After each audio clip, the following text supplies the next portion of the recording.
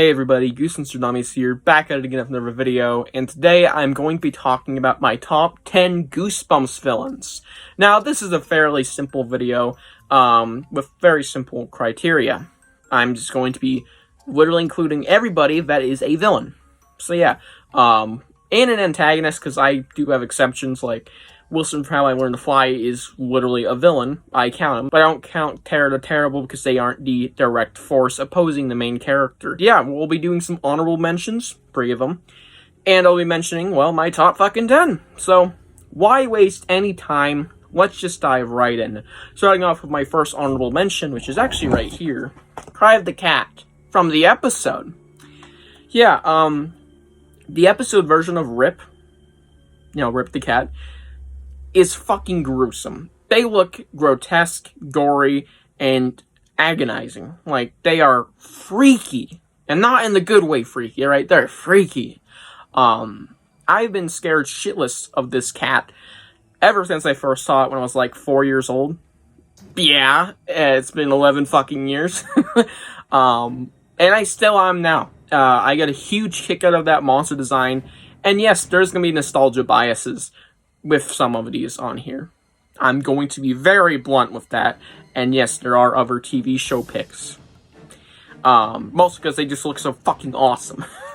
Yeah, look absolutely sick. They have some insane antics, and I love the tweaks they made.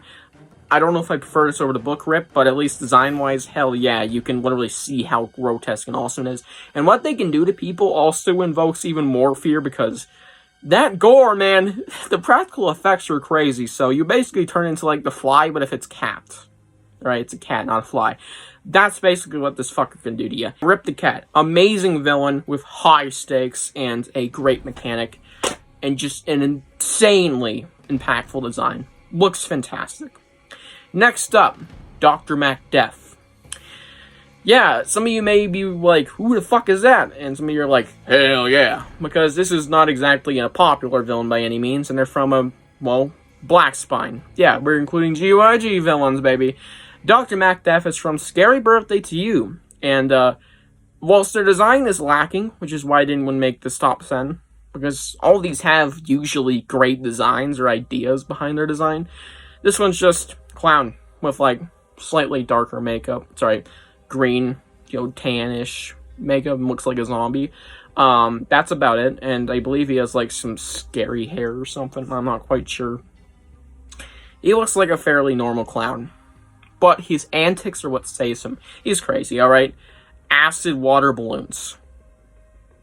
I'm not even fucking kidding. Graveyard scavenger hunt. Dead rats. Just generally things that are not pleasant to get and not easy. That is horrible what he does to these kids. And there's something that happens early on involving a swan in that book. And I don't want to spoil that, but it's crazy. There are endings where he turns out to be like a crazy psychopath lunatic that is like stolen this clown job. Most of his endings turns out to be like just trying to help his father. He is usually this crazy psychotic demon. And yeah, I love him. Like, he's generally just a crazy villain. And that's all I really needed to make this high up on my list. Next up, for my final honorable mention, dare I say it, Dr. Maniac. I fucking love Dr. Maniac. And I know I'm about to get some boos and a bunch of hate mail. But I'm gonna be blunt. I love Dr. Maniac. Dr. Maniac's personality is extremely vivid, and I love it for that. It reminds me of Jim Carrey, which is a personal bias, because that's my favorite actor ever. But, it also reminds me of generally psychotic behavior, which is something you might see a theme with, is just psychotic ideas. And he's a psychopath. Like, he's a fucking maniac, as the name implies.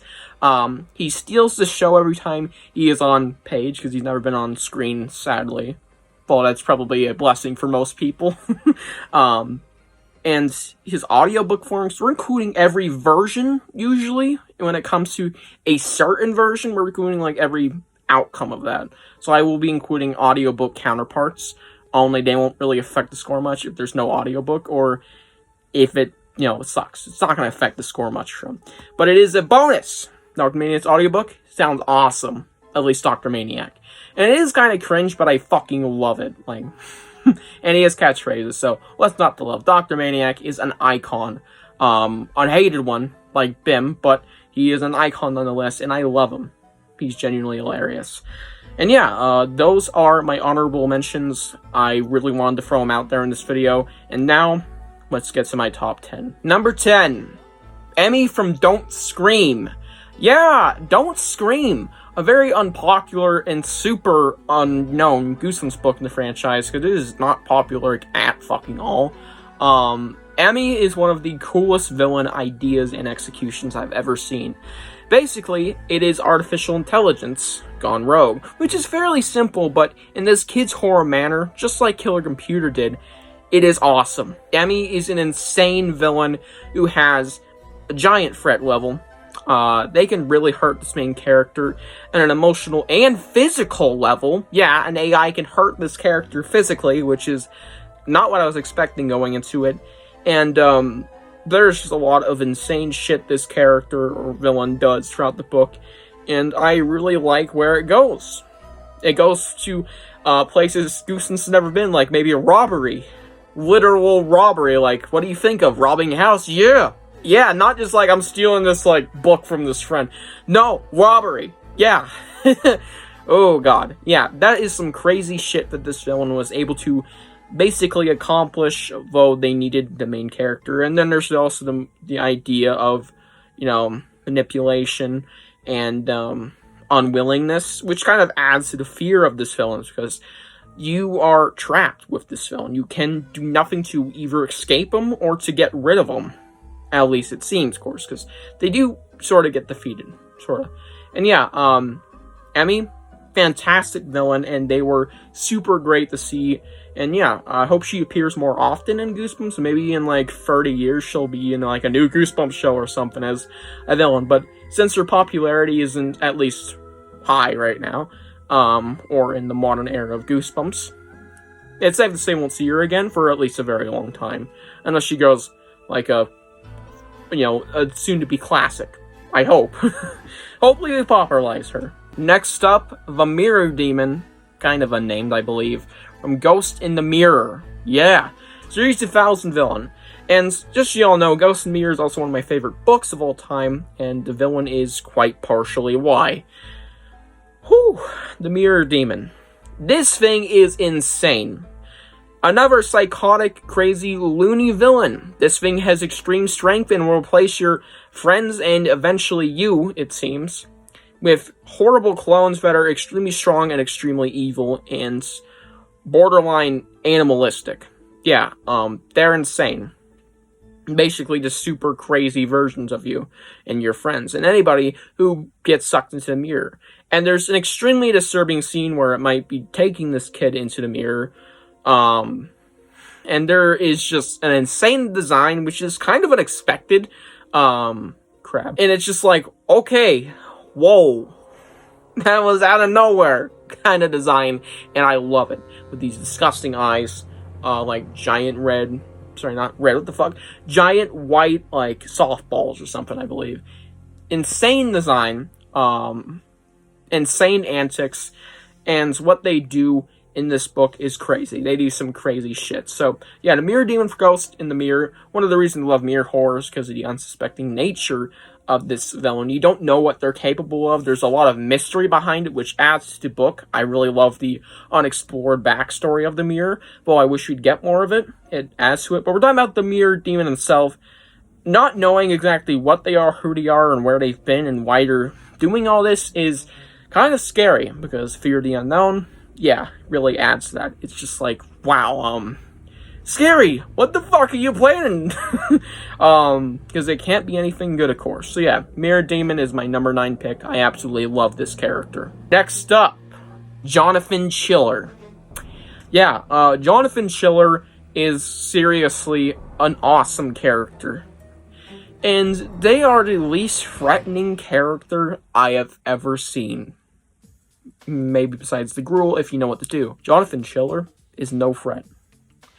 But it adds to him. Because, whilst I'm looking for villains, and he isn't saved, he isn't like, okay, I'm good now by the end of the book. It's never implied or said that he is a good guy, and it literally hints at him still being evil as hell by the end of, specifically talking about his appearance in Schiller House, the end of the Horrorland series, which I just reread, so I'm up to date. His character is just so complex, and I fucking love it. He reminds me of just general mental health issues. Let's just say he has some serious issues of loneliness, which I can sort of strongly relate to, while I'm not going to get very personal here. Maybe someday. It's genuinely something I can relate to, which might be why I come to this character like, holy shit, yeah, dude, I feel for you, but you are fucking evil. Trying to hunt down these kids. But it's just the way he fails at it, and the way he is absent-mindedly talking to himself sometimes, which is another thing I strongly relate to, is just scary. But in a not frightening way, but an emotional way. It's like, you don't know what this dude's been through. I mean, you kind of do, but you don't know the full of it. But you got an idea. And basically, he had a horrible childhood. Like, it's not the worst thing ever, but he was not mentally great during this childhood. Childhood mentally changed him. For the worse, of course, as you can see. Yeah, Jonathan Schiller. Not a scary villain, but he is a villain. And he did do pretty rough things to these kids. He put them in pretty scary and dangerous scenarios. So he's a villain, but he's just one of those characters that I really love just because of his moral complexity. Yeah, got really deep there, but Jonathan Schiller's just a cool fucking dude. I love Jonathan Schiller. Let's move on to my number 7 pick. Next up, a very iconic monster, Slappy. But not the Slappy, because we're very specific here. The TV show version. The 90s, not the 2023, which is pretty cool too. I like his British ideas in there, but the 90s TV show Slappy. Now, I am a certified Slappy not enjoyer. I'm not a big fan of Slappy, but when I say the 90s TV show Slappy is straight fire, I fucking mean it. And I believe this is the most agreeable one, and I probably have to explain the least, but his voice, impeccable. It's fucking perfect. His design, frightening, nostalgic, and really cool. It's just a sick design for a possessed dummy. His antics, just as good as they are in the books, and I never explicitly said I hated Slappy's antics. It's just the way the stories work. Yeah. I don't hate Slappy, I hate his stories. Well, Slappy can be cringe, especially in them damn audiobooks. We're talking about the episode, thank the Lord. The episode's plural, because there was 3, unless you count the 2-parter as 2 episodes, so 4. So yeah, Slappy, he's an insane son of a bitch in the TV show, and I just love him, partially because of nostalgia, partially because his design, his voice, his antics, and his episodes in general really invoke all that. Yeah, he is an accumulation of the icon of Goosebumps television.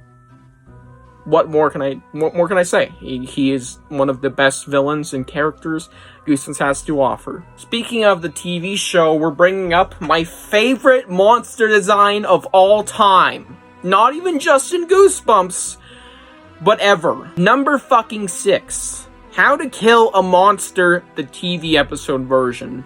I have said this time and time again, well, not very often, and I have said it like at least 5 times publicly. This monster, it's utterly terrifying. Is one of the most horrific looking sons of bitches I have ever seen. I don't know what it is about it. Maybe it's uncanny even. It looks demonic. It looks like it spawned straight out of hell.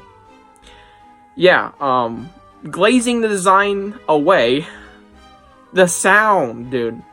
It actually uses the very similar sound the Xenomorph uses with the, like, elephant screech, I believe. Or at least I believe, because the Xenomorph at least did that a couple times in Aliens 2. So yeah, uses quite a similar sound to the Xenomorph. Which is scary already, so we already have that connection drawn there. It's like, well, shit, this is truly terrifying. What they do, and just the way they stalk these kids. What the fuck? It's just creepy. This, goddamn, the lighting in that episode too, it really invokes the feeling of dread whenever this guy shows up on screen. Yeah, this monster, helped by the episode 2 with its location and, you know, very dreadful mood with them being literally trapped in this house with it, is terrifying. This is one of the most frightening and shocking monsters I have ever seen.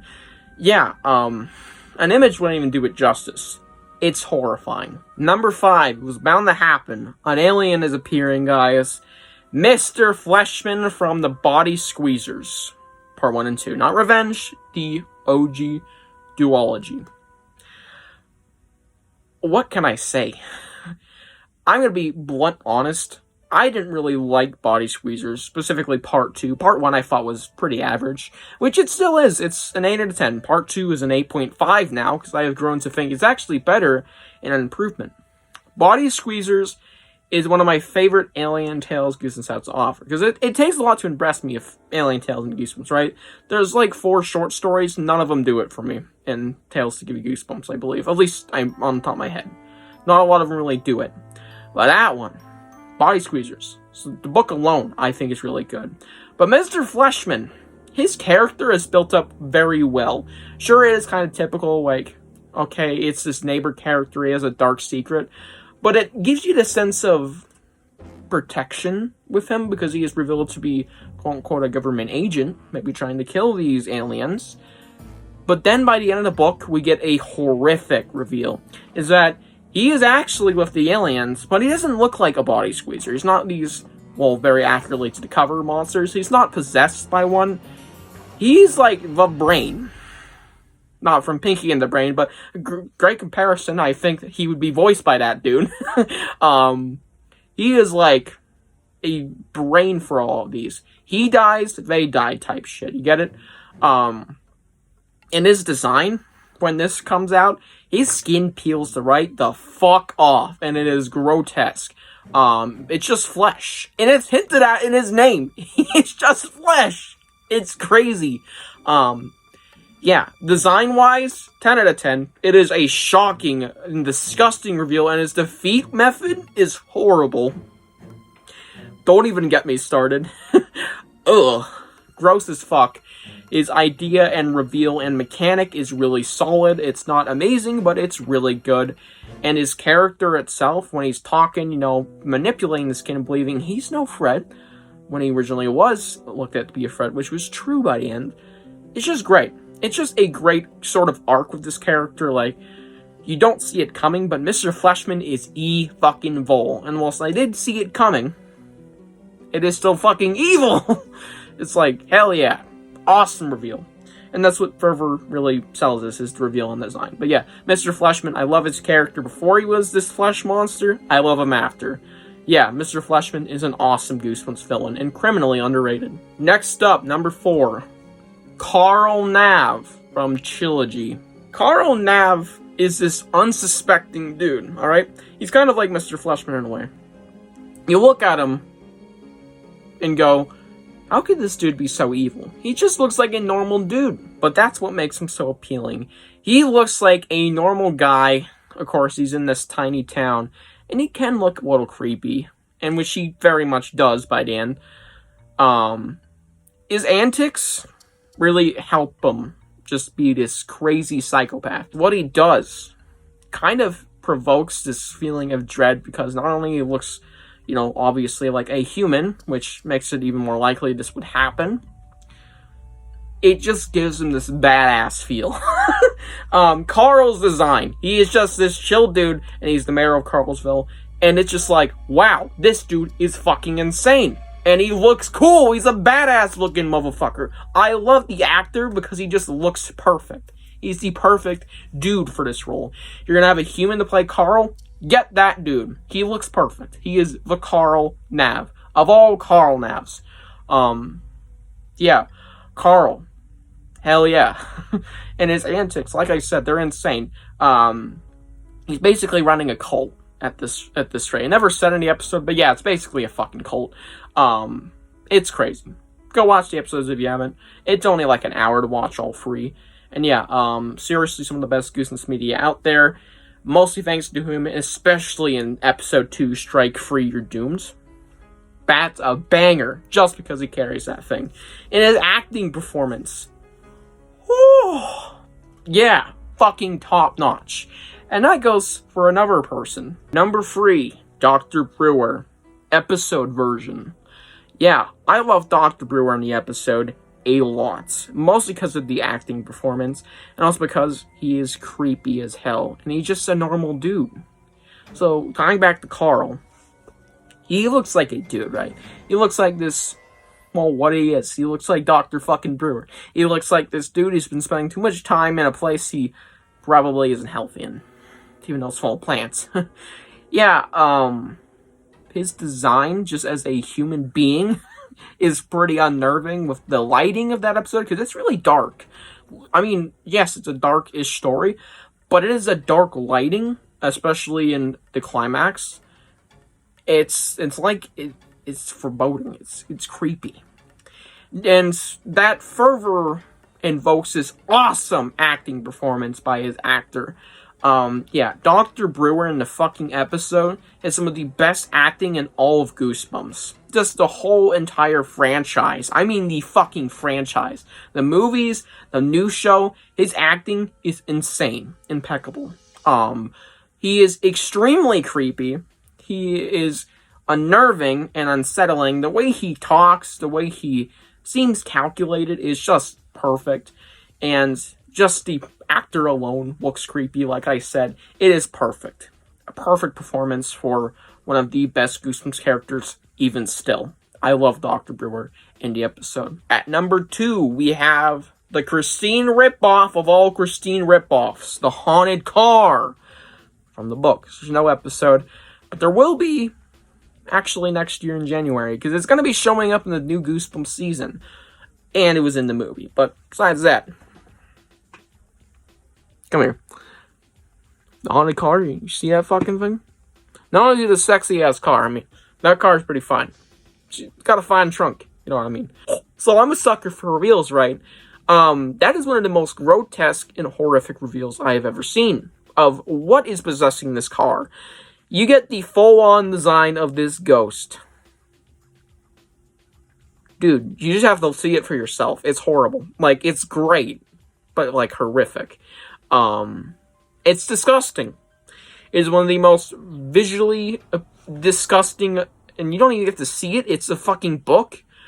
It's one of the most visually disgusting monsters, design-wise, I have ever fucking seen, alright? I'd rather eat Robbie the Weirdo's puke than actually have to stare at that thing and be in the same car with it, trapped, driving around, almost getting in wrecks, almost driving off cliffs, and going fucking haywire.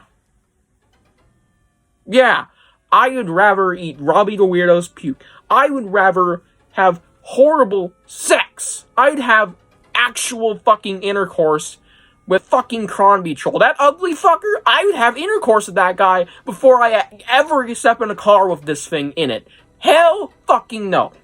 So yeah, design-wise, not worse in terms of scariness than the How to Kill a Monster episode, but my god is scary, which really sells it. And yeah, they're literally just trying to kill you for their own personal gain. It is awesome. It is an awesome story. It's one of my favorite in all of Goosebumps, and that is thanks to this awesome villain that has been built up throughout the book in such a great way. It's very mysterious, their origin story up until that point, and yeah, I love it. It's a great fucking monster. And now we come to the question, who is my all-time favorite Goosebumps entity? My favorite Goosebumps flesh being of existence. Well, not usually flesh. There are monsters made of weird shit. Nighthawk from Screaming Armor. I mean, just a metal bird.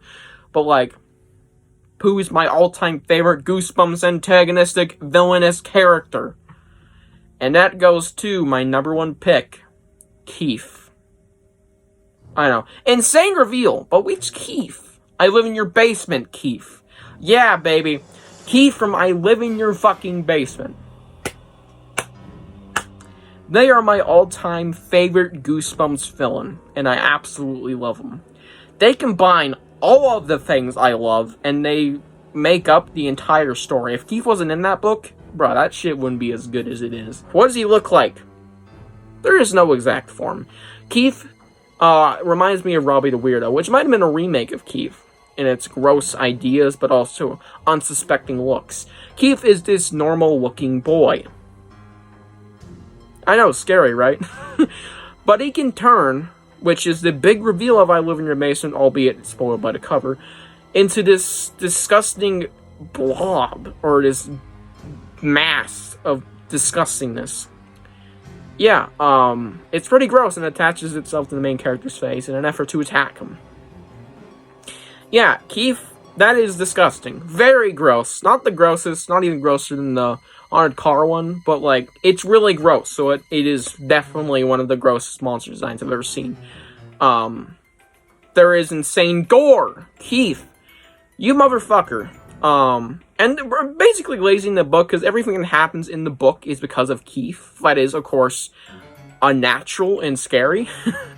The way Keef phones this kid and builds up his mysterious, entity as he is, the gore that he presents to the reader is fucking magnificent, and just everything else, it accumulates for this awesome being, like this straight up horrible, no good entity that is very mindfuckery, because that's his whole deal. He fucks you in the head multiple times. Like, he sticks a giant dick in your ear. It's insane what he does to this main character, psychologically and physically. Yeah, Keef is one of the most psychologically damaging and confusing characters in all of Goosebumps. One of the most mysterious entities to ever exist in Goosebumps, if he even exists, which is a huge thing. We still don't know if Keef is a real fucking character. Yeah, that's how crazy he is. His design is super cool, turning from this kid to this disgusting being. His concept and his execution is magnificent, and the things he can do are disturbing. And the twist ending really elevates this, because you still don't know what the fuck's going on. What is Keef? What the fuck is Keef? Yeah, so thanks to this awesome mystery and this awesome character built around it, Keef is one of the best, if not my favorite Goosebumps character. Yes, I said character, and villain of all time.